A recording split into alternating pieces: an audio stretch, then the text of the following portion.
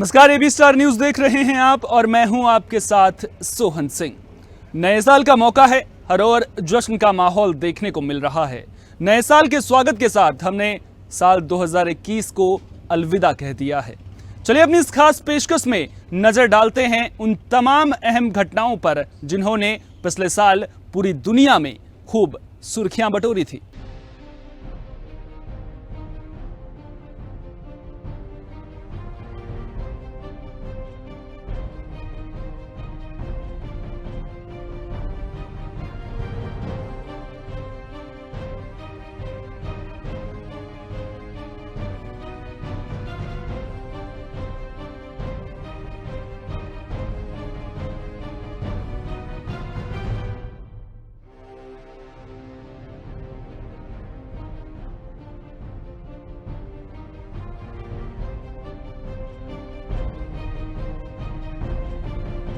इस खास पेशकश में सबसे पहले बात करेंगे अमेरिका की। दरअसल अमेरिका में चुनाव थे, लिहाजा सियासी गतिविधियां तेज हो गई थी। फिर चुनाव परिणाम सामने आए, अमेरिकन्स ने जो बाइडेन को चुना। उसके बाद कैपिटल हिल पर जो कुछ भी हुआ वो वाकई में अमेरिका को अंदर से झकझोर कर रख देने वाला था।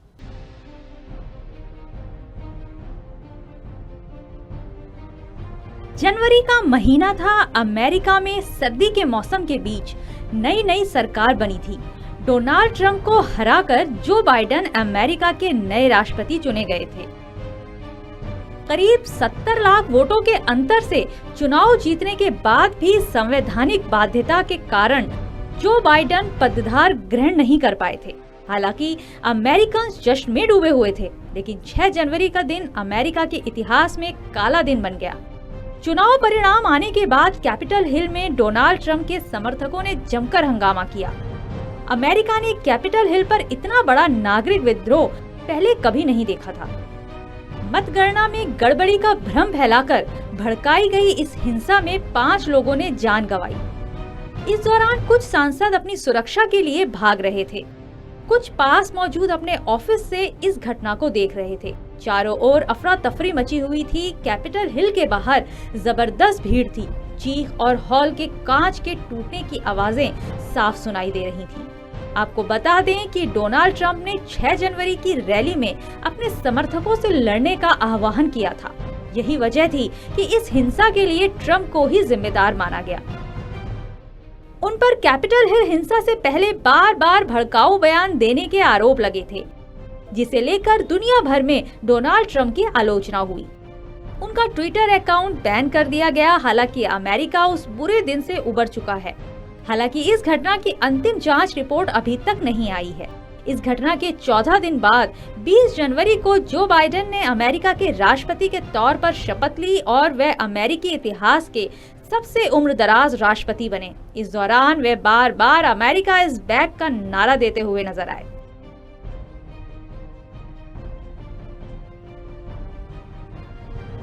राष्ट्रपति बनने के बाद जो बाइडेन ने कई फैसले लिए थे। उन्हीं फैसलों में से एक था अफगानिस्तान से अमेरिकी सैनिकों की वापसी का फैसला। इस फैसले के बाद जो बाइडेन की दुनिया भर में खूब आलोचना हुई थी। खुद अमेरिकन्स ने भी जो बाइडेन के इस फैसले पर सवाल खड़े किए थे। आखिर ऐसा क्या हुआ था जो बाइडेन ने अफगानिस्तान से अमेरिकी सैनिकों को वापस बुला लिया था, वो भी आपको बताएंगे। लेकिन उससे पहले बात करेंगे म्यांमार में हुए सैन्य तख्तापलट की। नवंबर 2020 में म्यांमार में चुनाव हुए। इन चुनावों में आंग सान सू की party national league for democracy यानी एनडीएल को 83% वोटों के साथ जीत मिली, जबकि यूएसडीपी केवल 33 सीटों पर ही सिमट कर रह गई। साल 2021 में जब म्यांमार में नवनिर्वाचित सांसद का पहला सत्र आयोजित किया जाना था, उस वक्त सेना ने 1 साल के लिए देश में इमरजेंसी लगा दी। कहा गया कि चुनाव में गड़बड़ी हुई है। साथ ही म्यांमार की सर्वोच्च नेता रही आंग सान सू की समेत कई नेताओं को हिरासत में ले लिया गया। इस घटना के बाद म्यांमार में विरोध प्रदर्शन हुए, जिसमें सैकड़ों लोगों की जान चली गई। हाल ही में नोबेल पुरस्कार विजेता सू की को सेना के खिलाफ लोगों को भड़काने और कोविड नियमों का उल्लंघन करने के लिए 2 साल की सजा सुनाई गई है। वहीं भारत ने भी म्यांमार में लोकतांत्रिक परिवर्तन की प्रक्रिया का समर्थन किया। साथ ही म्यांमार में हुई हिंसा पर गहरी चिंता व्यक्त की थी। भारत के लिए म्यांमार की सेना से संबंध खराब करना अच्छा विकल्प कभी नहीं था, क्योंकि भारत के म्यांमार के साथ कई जरूरी आर्थिक और सामरिक हित जुड़े हुए हैं।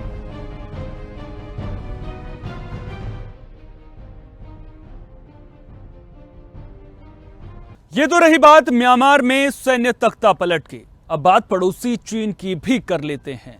दरअसल चीन में शी जिनपिंग को लगातार तीसरी बार राष्ट्रपति बनाने की तैयारी चल रही है और साल 2021 शी जिनपिंग के लिए अच्छी खबर लेकर आया है।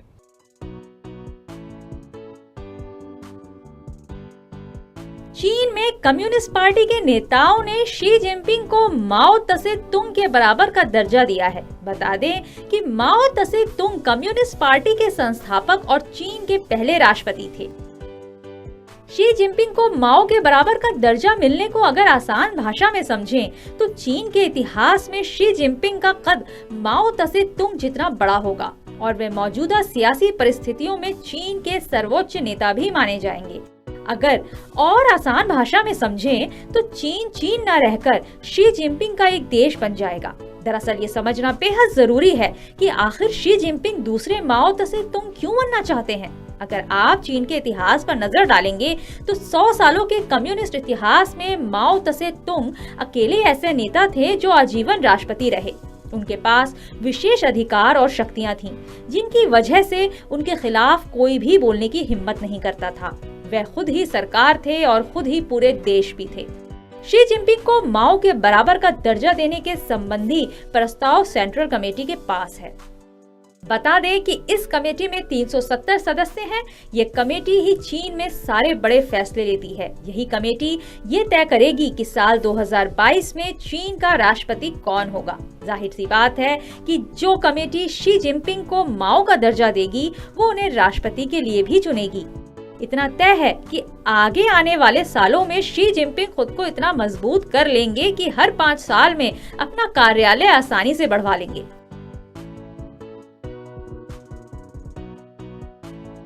ये तो रही बात चीन की। दरअसल शी जिनपिंग को माओ का दर्जा मिलने का मतलब साफ है, इसका असर पूरी दुनिया पर पड़ेगा। चीन अपनी कर्ज नीति के जाल में दुनिया के तमाम छोटे देशों को फंसाता रहेगा और ना जाने चीन की लैब में कौन कौन से टेस्ट होते रहेंगे। अब बात अफगानिस्तान की भी कर लेते हैं। दरअसल अफगानिस्तान के लिए साल 2021 सबसे बुरी खबर लेकर आया है। हालात ऐसे हो गए थे कि अफगानियों को देश छोड़कर जाना पड़ा।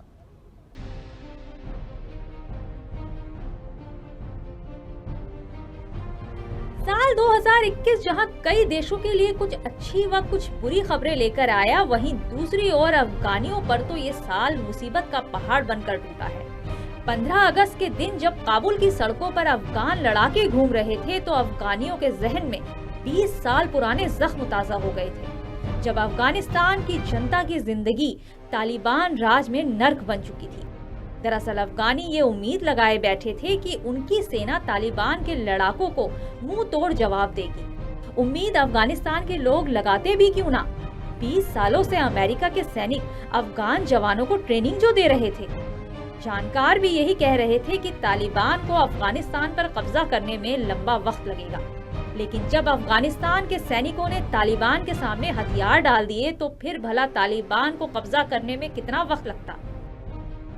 15 अगस्त को तालिबान अफगानिस्तान पर कब्जा कर चुका था और अफगानिस्तान के लोग किसी भी कीमत पर देश छोड़ना चाहते थे। एयरपोर्ट जाने वाले रास्तों पर भीड़ लगी हुई थी। एयरपोर्ट पर भी भारी बड़ी संख्या में लोग मौजूद थे।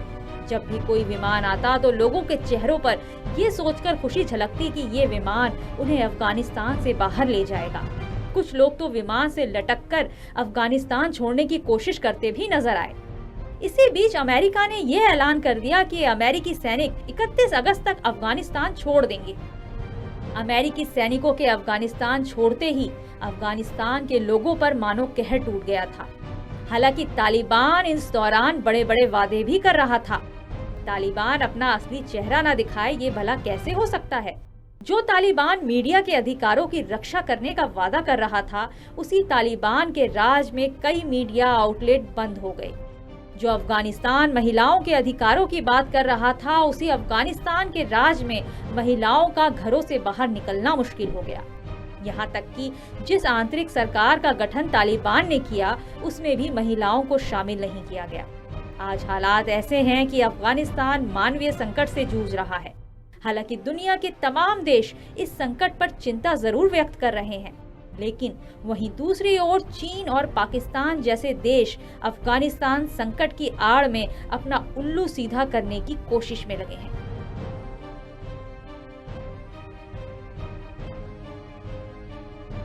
अफगानिस्तान में मानवीय संकट कब दूर होगा, ये तो आने वाला वक्त ही बताएगा। और भारत भी लगातार ये कोशिश कर रहा है कि अफगानिस्तान में किसी तरह से मानवीय मदद पहुंचाई जा सके।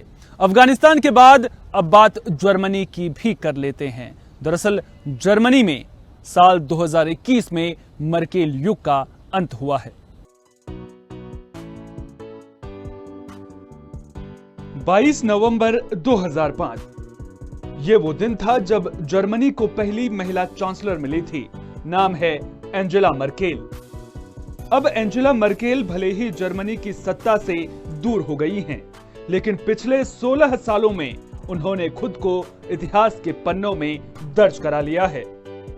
अपने इस रिकॉर्ड कार्यकाल में मर्केल ने खूब सुर्खियां बटोरी, दुनिया के तमाम देशों में लोकप्रियता हासिल की और विदेशों में भी उनकी तारीफ के पुल बांधे गए।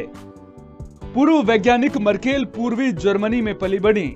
हालांकि वे सबसे ज्यादा वक्त तक पद पर बने रहने के अपने संरक्षक हेलमुट कोल के रिकॉर्ड को नहीं तोड़ सकी।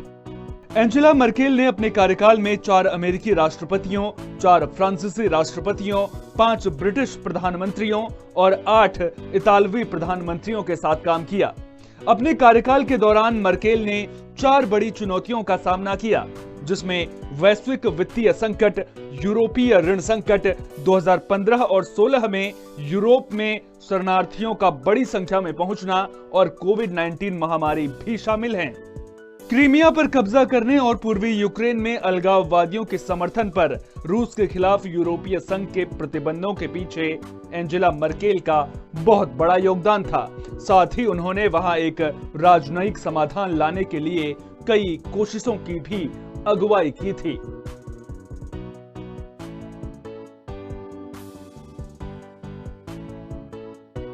जर्मनी में मर्केल युद्ध का अंत हुआ तो बदलाव इजरायल में भी देखने को मिला। दरअसल इजरायल में नेतन्याहू की विदाई हुई और प्रधानमंत्री बने नेफ्ताली बेनेट। जर्मनी में जहां साल 2021 में मर्केल युग का अंत हुआ, वहीं इजरायल में लंबे वक्त से सत्ता पर काबिज प्रधानमंत्री बेंजामिन नेतन्याहू की विदाई हुई। दरअसल मार्च महीने में हुए चुनाव में नेतन्याहू की लिकुड पार्टी को बहुमत नहीं मिल सका था। नेतन्याहू ने प्रधानमंत्री बने रहने के लिए तमाम कोशिशें की, जोड़तोड़ गुणा भाग सब कुछ किया, लेकिन वे अपने सहयोगियों को नहीं साध सके और नेफ्ताली बेनेट इजराइल के नए प्रधानमंत्री बन गए। नेतन्याहू 12 साल तक इजराइल की सत्ता पर काबिज रहे। अगर बात इजराइल के नए प्रधानमंत्री नेफ्ताली बेनेट की करें तो वे इजराइल डिफेंस फोर्सेस की एलिट कमांडो यूनिट सायरेत मटकल और मगलन के कमांडो रह चुके हैं। साल 2006 में नेफ्ताली बेनेट ने बेंजामिन नेतन्याहू की अगुवाई में ही राजनीति में एंट्री की थी, जिसके बाद वे नेतन्याहू के चीफ ऑफ स्टाफ बन गए। वे 2019 से 2020 के बीच इजराइल के रक्षा मंत्री भी रहे हैं। जाहिर सी बात है कि जब कोई नया प्रधानमंत्री बनेगा तो इसका असर विदेश नीति पर भी पड़ेगा। जो सरकार इजराइल में बनी है उसमें शामिल पार्टियों की अलग अलग विचारधारा है। ऐसे में अलग अलग देशों और अलग अलग मुद्दों को लेकर इनके विचार आपस में बटे हुए हैं। अगर भारत पर इजराइल में बनी नई सरकार के प्रभाव की बात करें तो इजराइल में बनी नई सरकार का भारत पर ज्यादा असर पड़ता नहीं दिख रहा है। दोनों देशों के रिश्ते पहाड़ जैसे मजबूत हैं और आतंकवाद के खिलाफ दोनों देशों का रवैया एकदम स्पष्ट है। लिहाजा इजराइल में नेफ्ताली बेनेट के प्रधानमंत्री बनने के बाद भारत के साथ रिश्तों पर प्रभाव पड़ता नजर नहीं आ रहा है।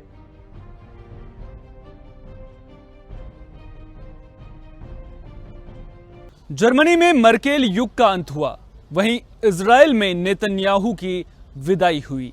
जो कुछ भी हुआ सब कुछ लोकतांत्रिक तरीके से हुआ। वहीं साल 2021 में कुछ ऐसी घटनाएं भी घटी जिन्होंने लोकतांत्रिक मूल्यों पर चोट पहुंचाने का काम किया।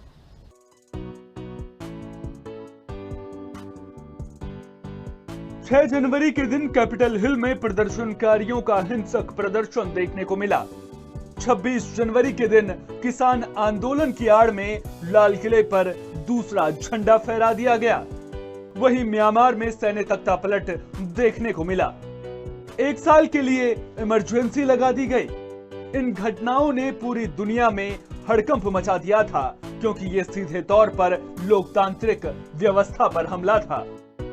भारत में आंदोलन की आड़ में लाल किले पर दूसरा झंडा फहराया जाना किसी को भी बर्दाश्त नहीं था। इसके खिलाफ आवाज भी उठी। वहीं कैपिटल हिल में हुई हिंसा के लिए ट्रंप को जिम्मेदार ठहराया गया। मतगणना में गड़बड़ी की शिकायत के बाद कैपिटल हिल में हुई हिंसा वाकई शर्मनाक थी। वहीं म्यांमार में भी चुनाव में गड़बड़ी को लेकर सेना का इमरजेंसी लगाना और फिर जिस हिंसा की आग में म्यांमार जल उठा था, आज भी वो तस्वीरें झकझोर कर रख देती हैं।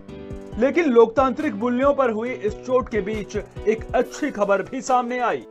दरअसल बारबाडोस दुनिया का सबसे नया गणतंत्र बन गया। बारबाडोस के बारे में कहा जाता है कि अंग्रेजों ने बारबाडोस को गुलाम समाज बना दिया था, लेकिन अब बारबाडोस दुनिया का नया गणतंत्र बन गया है। बारबाडोस की संसद के दोनों सदनों की संयुक्त बैठक में डेम सेंड्रा ब्रुनेला मेसन को राष्ट्रपति चुना गया।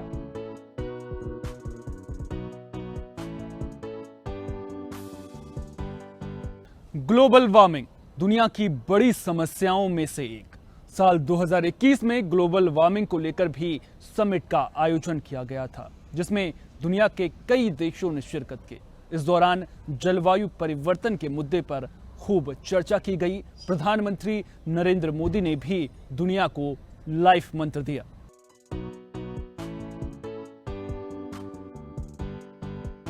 इकतीस अक्टूबर से लेकर 12 नवंबर तक ग्लासगो में जलवायु परिवर्तन पर खूब मंथन किया गया। इस समिट से बड़ी उम्मीदें थी। उम्मीद ये कि मानवता पर मंडराते सबसे बड़े संकट को लेकर सभी देश एकजुट नजर आएंगे। जो ग्लोबल वार्मिंग धरती के लिए विनाशकारी साबित हो सकती है, उसको लेकर ठोस कार्रवाई देखने को मिलेगी। लेकिन अगर ये कहा जाए कि ग्लासगो में ग्लोबल वार्मिंग को लेकर हुई बैठक में केवल सपने बेचे गए और आर्थिक मदद और ठोस कार्रवाई देखने को नहीं मिली, तो ये कहना गलत नहीं होगा। दरअसल जब खतरा इतना बड़ा हो तो विकासशील देश विकसित देशों की ओर मदद की उम्मीद में टकटकी लगाए देखते हैं, लेकिन जब अमीर देश सहयोग नहीं करते तो फिर उम्मीदें टूटनी भी लाजमी है। दरअसल पहले के जलवायु समझौतों में क्लाइमेट फाइनेंस पर सहमति बनने के बाद भी अमीर देश अपनी जिम्मेदारियों से भागते ही नजर आ रहे हैं। हालांकि इस दौरान जलवायु आपदाओं के कारण होने वाले नुकसान और क्षति पर चर्चा जरूर हुई। इससे कमजोर देशों में लॉस एंड डैमेज को लेकर एक उम्मीद भी जगी। लेकिन जब आखिरी रिपोर्ट में इसको लेकर कोई भी ठोस कार्रवाई का प्रस्ताव नहीं आया, तो फिर उम्मीदों को झटका लगना लाजमी था। हालांकि करीब 2 हफ्तों तक चली बैठक जब खत्म हुई तो आयोजक उपलब्धियां गिनवाते जरूर नजर आए, लेकिन अन्य लोग इससे खास खुश नहीं हुए। शिकायत ये रही कि जलवायु से जुड़ी आपात स्थिति से निपटने के लिए जरूरी मुद्दों पर या तो बात ही नहीं हुई या फिर सिर्फ खानापूर्ति करके काम चला दिया गया। वहीं ग्लासगो में हुई इस बैठक में अगर भारत के पक्ष की बात करें तो भारत ने दुनिया के तमाम देशों से एकजुट होने की अपील की। प्रधानमंत्री नरेंद्र मोदी ने पर्यावरण को बचाने के लिए दुनिया को लाइफ मंत्र दिया। लाइफ यानी लाइफस्टाइल फॉर एनवायरनमेंट।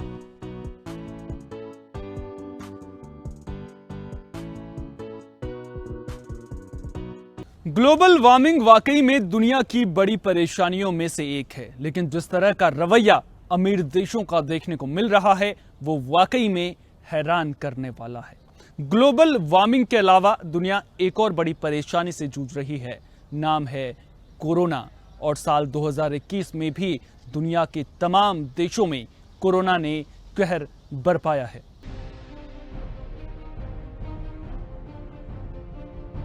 साल 2019 में चीन की वुहान लैब से निकले कोरोना वायरस ने ऐसा कहर बरपाया कि 2 साल बाद भी दुनिया इस वायरस से जूझ रही है।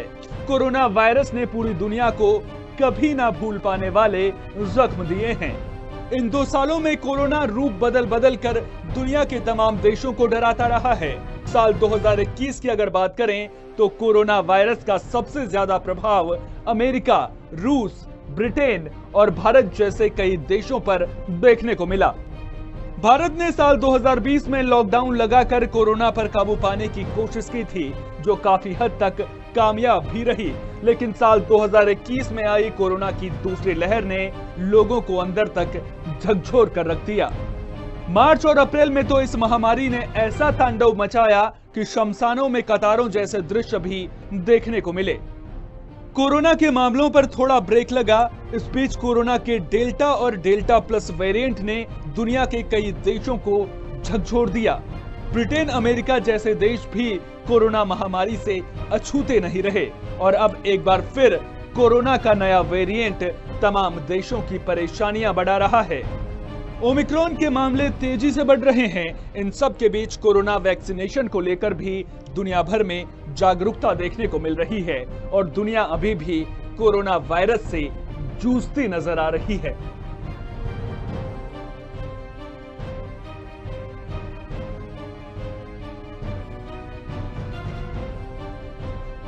कोरोना के अब तक कई रूप सामने आ चुके हैं, कभी डेल्टा वेरिएंट, कभी डेल्टा प्लस वेरिएंट और अब ओमिक्रॉन वेरिएंट। नए साल का मौका है और नए साल के मौके पर ना जाने अब कोरोना कौन से रूप में सामने आएगा। कोरोना की चुनौती तो फिलहाल हमारे सामने रहेगी, लेकिन जरूरत है जागरूकता बनाए रखने की, तभी हम कोरोना जैसी महामारी से जंग जीत पाएंगे। उम्मीद करेंगे कि आप अपना ख्याल रखेंगे, अपने परिवार का ख्याल रखेंगे और देश और दुनिया की तमाम अहम खबरों के लिए देखते रहेंगे AB स्टार न्यूज़।